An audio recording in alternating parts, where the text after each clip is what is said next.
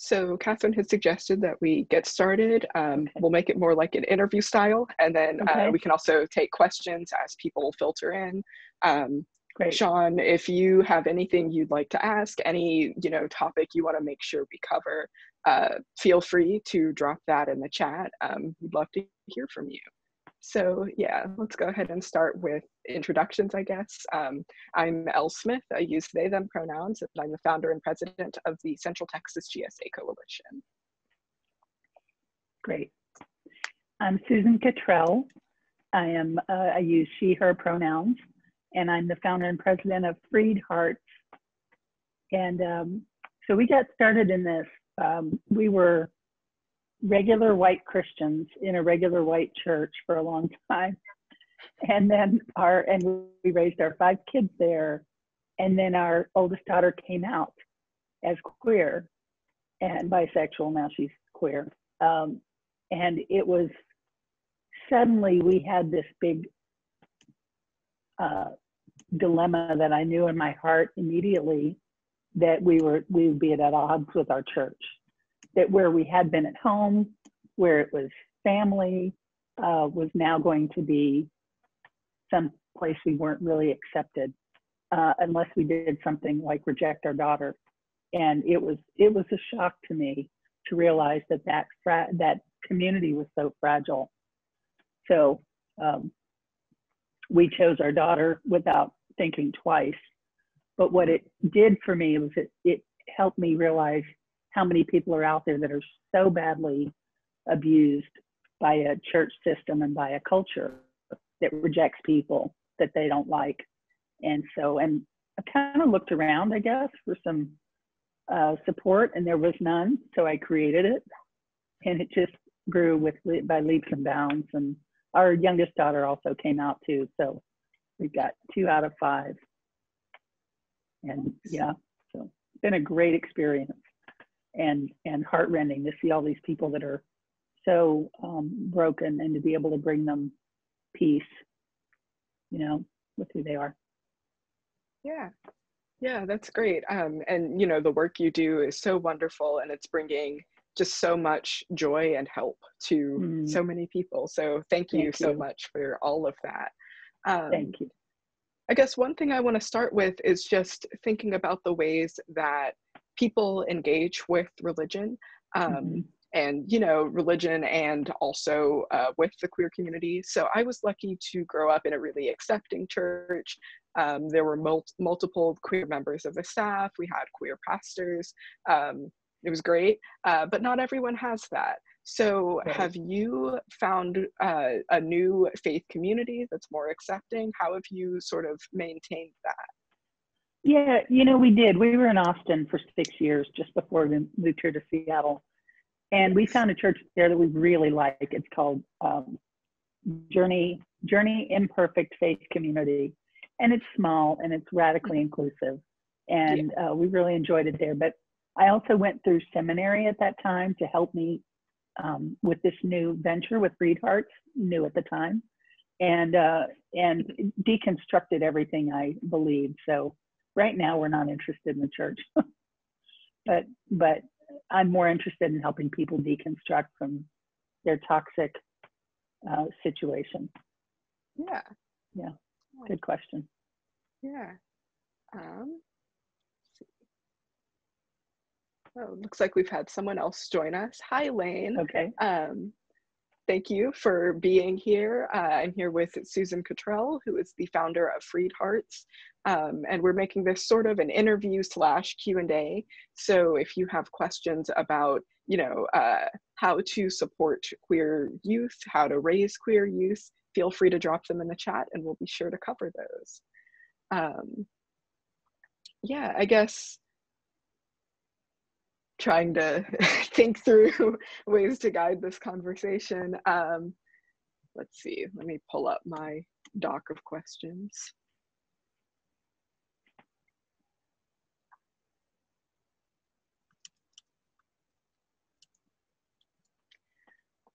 Throughout this whole process, were there things that your children asked you or things that they needed support on that you had difficulty navigating, or things that were surprising to you? So when our daughter came out, the first one, she was 20, and she called from college and said, you know, the whole thing, Mom, I think I'm bisexual. I fought it, blah, blah, blah. It won't go away. I prayed about it. It won't go away. And I was, I just knew it was a life shift for us, for everybody. And it was surprising to me, because I didn't see it coming. Sometimes you know when they're 2 years old, they're gay or whatever. I didn't, even looking back. But it was surprising to me that I felt the ground crack underneath me, that all of our community now would have to be renegotiated. But the thing that would not have to be renegotiated is our family, and, well, you know, our immediate family. But later on is, oh, I know what happened, was she told me, she asked me a little bit later on, after we already accepted her, she said, you know, are you sure that you won't change your mind and reject me, you and Dad? And I was really shocked by that question. I said, absolutely, we will never reject you, but why are you asking several times? And then she told me about a girl whose mother pushed her down the stairs and threw dishes at her when she came out. And I just thought, oh my gosh, what's going on here? Why is this such a big thing? So that's when I knew I needed to start really reaching out to people. But it was shocking to me. And even after that, we did a little advocate video together. And she told me then how scared she was to come out. And I didn't realize it. And that sounds naive now, because I understand the microaggressions all along the way for LGBTQ people. But at the time, I didn't. But it's terrifying to come out with something about yourself in a community that has been conditioned to hate it. Yeah. That was a shocking thing. And how much encouragement people need to know that they're okay with you, that you love them, you know. And if your family and your immediate community is not there for you like that, geez, where are you? And if God is not there for you, if God could hate you, there's no higher source of hate than that. And so the intensity of the toxic message, that's what was surprising to me. And now I understand it completely, but geez, yeah, that's a lot to live through.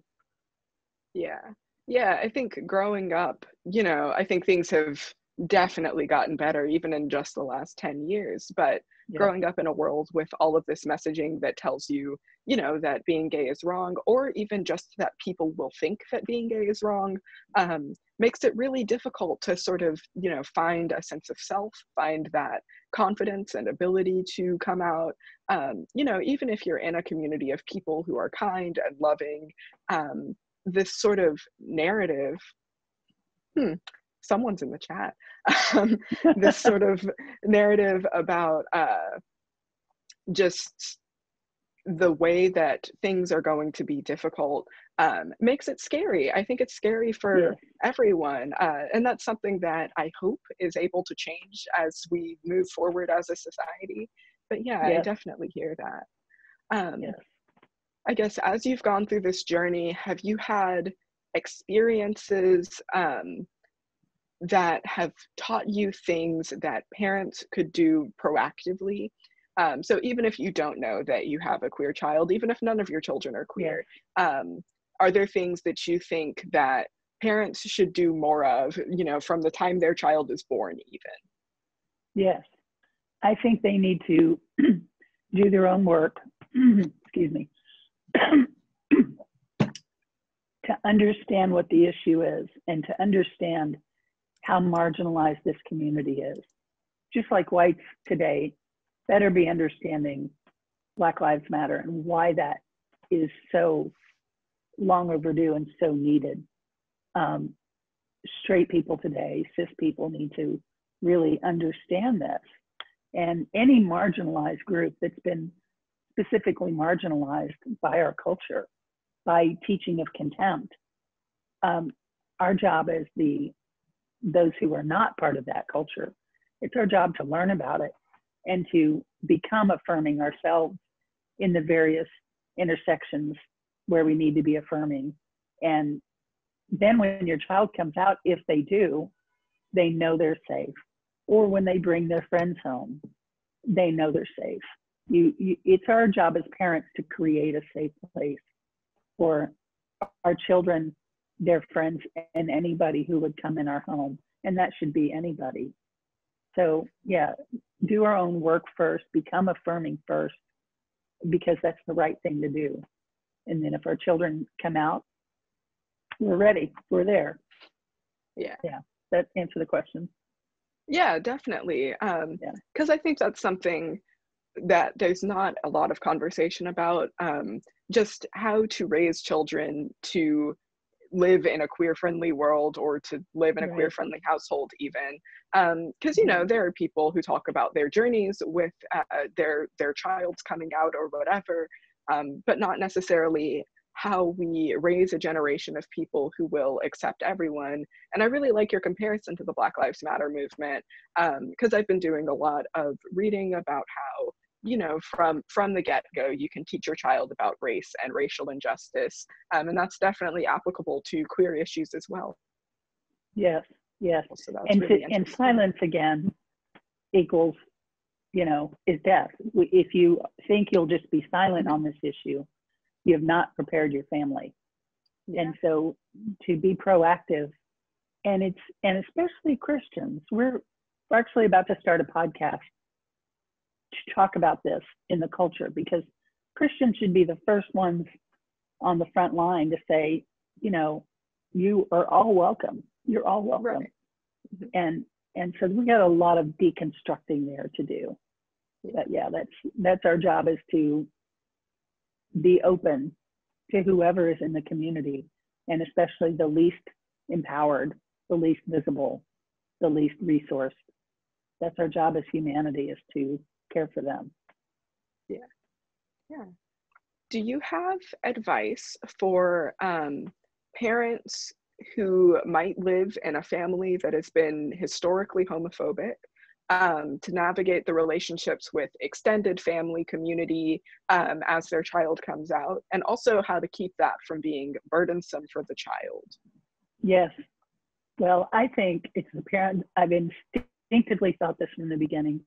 It's the parent's job to stand with the child. Always stand, you know, your arm around their shoulder, where if that person, like we have family members who are very homophobic, and my job is to protect my children in that dialogue. I have more resource, I have more privilege in my ability right now, just how I'm situated, to talk to those extended family members and help them understand things as much as they're willing, rather than let that burden fall on my daughters, who are much younger and less experienced, and it's their, you know, much more personal to them. And so to be sure that you know where your alliance lies if it comes to that, and that your family, they may either have to get over it, or you may have to distance yourself, but you cannot ally with your extended family over your own children. And yeah, otherwise you're just throwing them under the bus, which is the worst thing. And you want to navigate and hopefully say, you know, are you willing to set this aside, not talk to our children, but kind of look into it yourself. I'll send you some things you can read. I'll recommend some videos, and do some of that work before you talk to them. And if they're unwilling to do that, then they really don't have a right to speak into it. Yeah. If you're not willing to do the work, you don't get to have an opinion on that issue. That's right. Because you're then necessarily speaking from ignorance. And it can get harsh. My My sister has not called me in 8 years. Now I can call her and we'll talk, but she doesn't call me. And it's very sad, but that probably won't change. But my alliance is with my children, without a doubt. And sometimes it happens with your spouse too, not for us. Rob and I are on the same page and always have been, but oftentimes you find yourself at odds with your spouse. And you would think generally your alliance lies with your spouse, but it doesn't, because your child is the more vulnerable one and needs you. And otherwise you're leaving your child alone and unprotected. And so, there've had to be conversations between spouses too. Yeah. It's brutal to be marginalized and minimized and microaggressed, and people need allies in that. Yeah, for sure. Homophobia is difficult. Yes. And, it's important that young children especially, but, everyone, it's important that they have support and allies on their side. Yes. Yeah. And so I think a lot of times this narrative is one of like pain and struggle and sacrifice and difficulty. But I want to ask, like, what have been some of your favorite moments, favorite joys of navigating this process as your children have come out? Oh gosh, when people reach out to me at the beginning, I started with a blog post, with a blog, and people would just reach out to me and just say, what do I do? My mother, I told my mother and she won't stop crying, and this and that, and I would just love them well. I just loved them well, and the response was so like, water on a parched ground, that they just were so grateful for someone accepting them where they are. And that's so easy to do, is to just love people where they are. I think that's been the biggest payoff, the most thrilling thing to me, is that you get to know these people that are just amazing and just love them well. So, and when I talk to parents, I've had parents who find me, and then I get them in the mom's group or the dad's group, and they say, they start to really get their feet under them because they were taken aback, because of their homophobic conditioning. And they come in the group and they talk to me and they read my stuff, and there's just a change, and they say, oh my gosh, this was not as scary as I thought. This is not this hard. And, they came free. That's the thing, is to free people and to help them just be who they were meant to be, which is a person who loves other people. That's been really thrilling. Yeah. I love imparting life to people and hope and joy and freedom. Yeah. It's very exciting. Yeah, that is awesome. So I'm curious, what is the main audience of people who approach you? Is it children who are having trouble with their parents? Is it parents who want to do better but don't know how? Who reaches out? Those are the two primary audiences that approach. And it varies. It's been both, maybe equally the whole time. And I had in mind that Nice. I would speak also to the church, who was willing to hear, but I found them less willing to hear than I hoped. So it's more parents and LGBTQ. Yeah, youth and adults. Yeah, that's interesting. Yeah. Let's see. Are there any questions? Not real questions. We seem to have been Zoom bombed. But to any of the attendees, we've had some spam. Okay. Yes, but okay. Let's see. If any of the attendees here, have questions, have comments, things that you'd like to share, please feel free to do so. You can drop that in the chat. Let me just say that comment is the spam, the bomb comment is not helpful to dialogue. When our problems that we have in our culture are not solved by just shoving the other person back. That's what we've seen, these past couple weeks is just shove people back with your force. And there's no reconciliation for that. There's nowhere to go with that except to say, okay, bye. So yeah, we got a lot to grow as a culture, don't we? Yes, we do. But we did have, Sean asked a great question. What are some good sources we can share with people who are interested in educating themselves? Movies, blogs, podcasts? Well, we, on freedhearts.org, we have a resources page where we list the best of the things that we've found. So, and I highly recommend my TED Talk. It's reached, 1.4 million people, and it's a very good starting point. And we have a video course for parents and for LGBT, and also books that I highly recommend. I mean, I put everything in there that was from questions that I'd received all this time. And then our resources page has other resources too. There's some good things out there, but that we've tried to corral the best of them together at freedhearts.org. And a book, Torn, T-O-R-N, from a gay young man. That was very helpful for me to understand the issue from their perspective. This was very early on for me, and how all the usual answers from the church don't work. And then my book, Mom, I'm Gay, Loving Your LGBTQ Child and Strengthening Your Faith, has been very powerful for parents. And then True Colors is the other book that I wrote for LGBT, and it's an empowering deconstructing of their own internalized queer phobia for themselves. So those are the three books I highly recommend, but the website has other resources right there. Awesome. Thank you for that. You're welcome.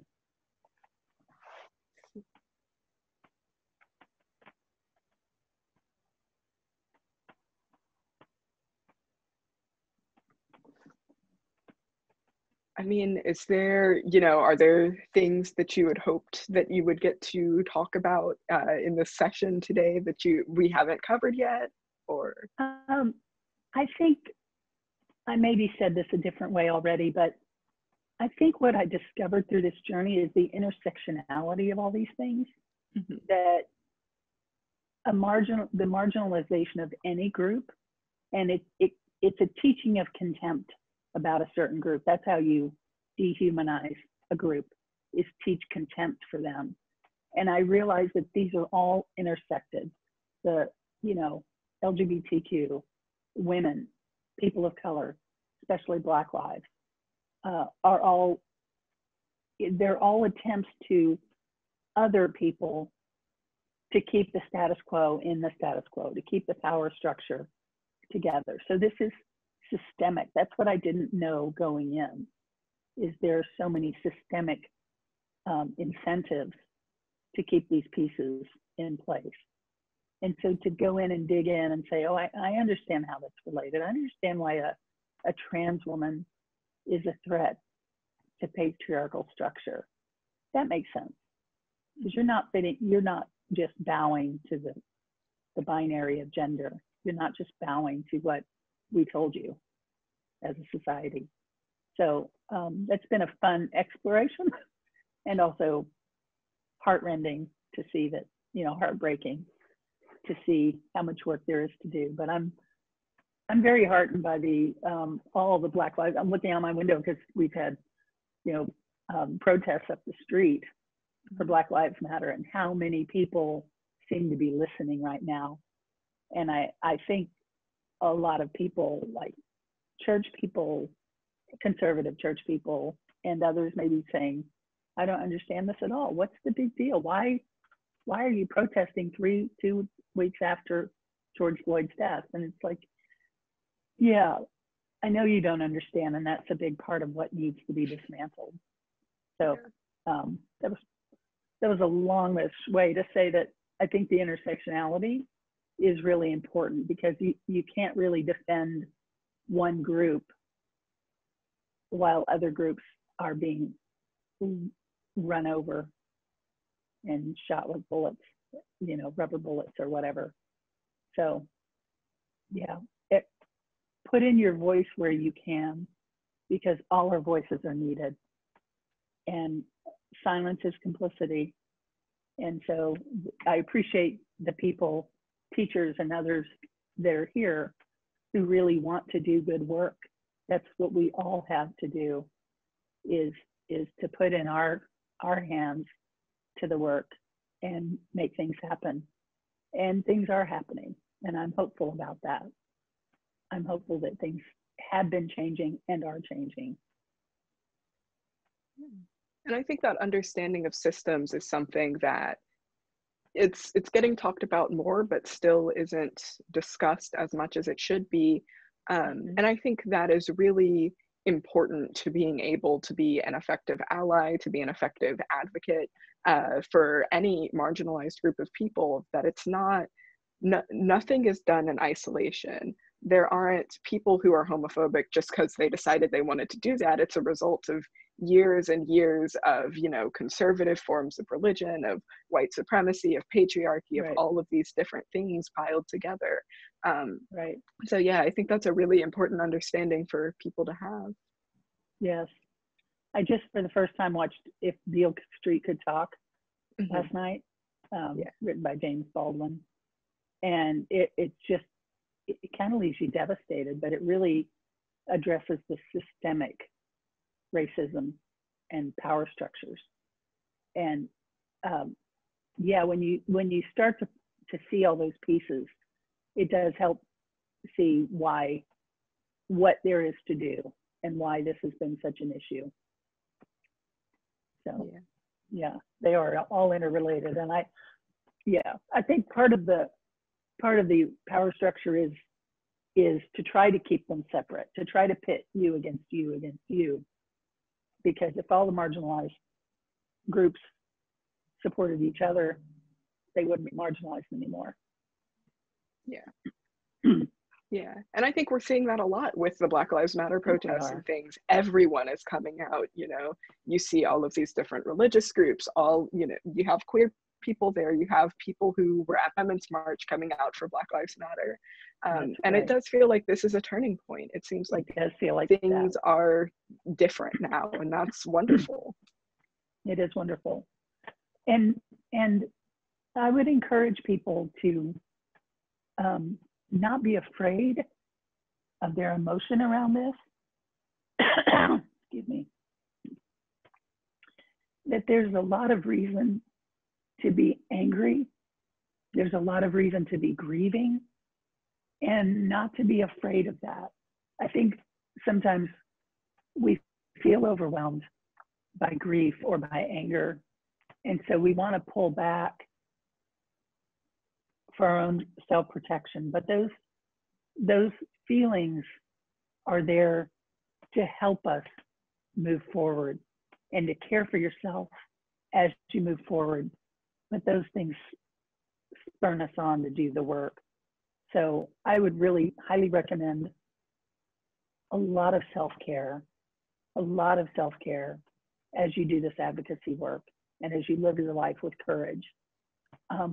Care for yourself first so that you can do what there is to do, and then allow those feelings of grief and anger and sadness and, you know, and joy when you see the joy, and then just move through them and not be afraid of them, because there's a lot of good work being done.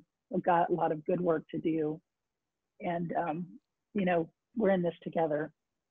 So let's remember, even as we've been isolated, we've been remembering that there are people out there with us and connecting on Zoom. It's that kind of thing, to remember there's a lot of good work being done. So don't grow weary in doing it. Yeah, self-care and rest is definitely very important. We have another question asked by our audience. And he says, where I struggle is I'm a cisgender white male.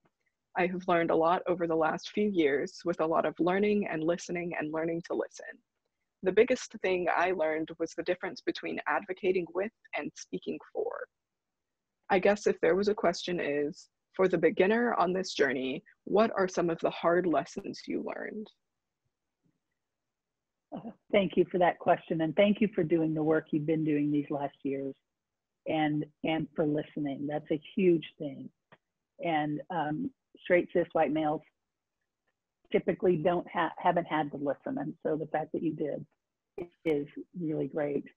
I would say that it always, if you're speaking to white people, then you can speak what you've seen and what you know white people need to do, especially men. If you're speaking to men, you have a voice to them that nobody else has. And so take advantage of that and speak that. And when there is a Black person, a queer person, a female in the room, let them speak too. So it's a really good question, because I think it's a fine line sometimes between speaking for and speaking with. I forgot how I would put it the other way. But I've taken stories that I've heard from people in the community and amplified them to those who haven't heard them. And so I think that's a responsible way to speak for, is not to assume anything, but to, when you start to understand the issues and the microaggressions and things they've gone through, then you can speak those to your audience. But things will not change without straight white males speaking to other straight white males and speaking on behalf of these marginalized communities. So your voice is really powerful and really needed. So please keep speaking. There's a thing right now, hand over the mic to Black people at this time so they can be heard for themselves. And so to do that whenever that's possible. And when they're not present, then you represent what you know from them and what they have endured, and obviously call out racist jokes or sexist jokes or gay jokes or all of that, homophobic jokes. So yeah, so thanks for doing the work that there is to do. Yeah, I think that's a really great response and hugely important, because I think that is what allyship looks like. It's just knowing when to speak up and knowing when to listen, and when it's your job to protect marginalized folks from their oppressors, right, and when it's your job just to listen to what they have to say. Yes. And I would uplift have said their voices. So that's right. That's right. And I would have said first thing is to listen, but you said you've been doing that these last years. So that's cheers to you for doing that. But that is the place to start. Yeah. So good.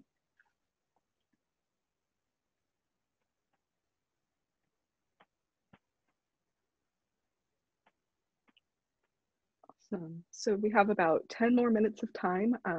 Again, if anyone has questions you'd like to ask, feel free to do so. Yeah.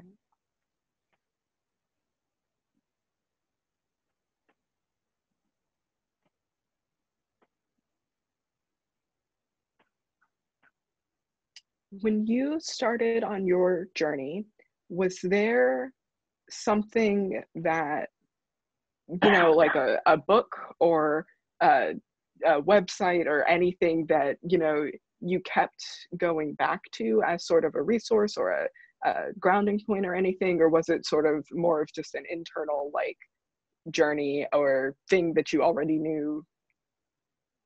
Yeah, it was, I really had to follow my heart. I began reading all kinds of things. And I remember I was reading them from Christian sources at the beginning. And I remember finally just looking at this pile of stuff I'd collected and just shoving it across the counter and saying, there's no love in this. There's no love in this. It's all rules. And my heart knew that. And so to follow your own instinct that says, this is not right. That was what I did that I think really held me the best. And then I read Torn, which really helped me understand that, oh, Exodus is not a positive experience to make yourself not gay, you know, that big whole thing which shut down Exodus. The things that are recommended from churches don't work, I see. And so that was a good launching place for me. But then I just read things that I could, everything I could, and watched videos. So there wasn't really one thing. It was a progressive understanding for me. And then went to seminary, and that was a lot more understanding there. But follow your heart of love. And does something feel empowering to you or not? Does it feel like it would be empowering to this community or not? And that will be a big tip off. And things that tell you, well, you can't do this, and you know, you're whatever, God doesn't like you, that's not empowering to this community. So you can reject that immediately. There was something that will come back to me. Yeah, just follow your own heart on what is love and what's not love, and what's empowering and what's not. And that will take you a long way. That's great advice. Thank you.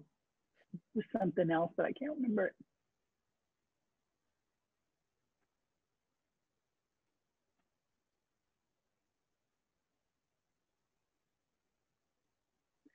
I did learn something that I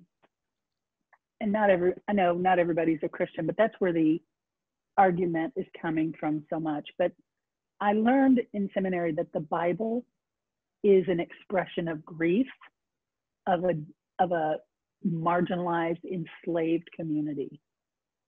And this is their expression of grief. They were enslaved for 300 years. Sounds familiar in our country. And this was their way of having hope.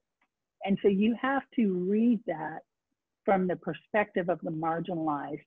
And what it's been turned into the last several, 1700 years is empowerment for the powerful. And that's the wrong way to use it. That's abuse.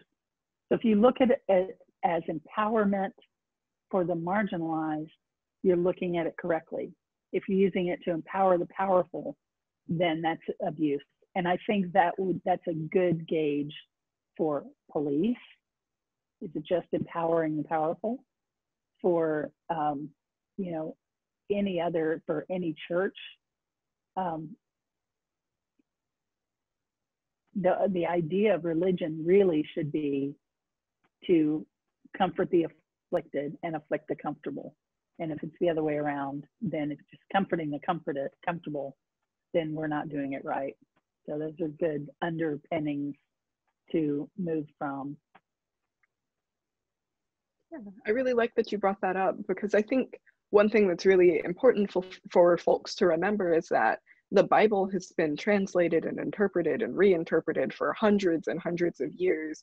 And so I think it's important that people know that they can take from it what they feel is important and what feels affirming and helpful to themselves and to their community and to the world. And that it doesn't have to be interpreted the way that, like certain televangelists would tell you to interpret it. Right. And I did think that's an important thing for people to remember as they go through this journey. Yes. I remember reading, I think it was Thurgood Marshall, when he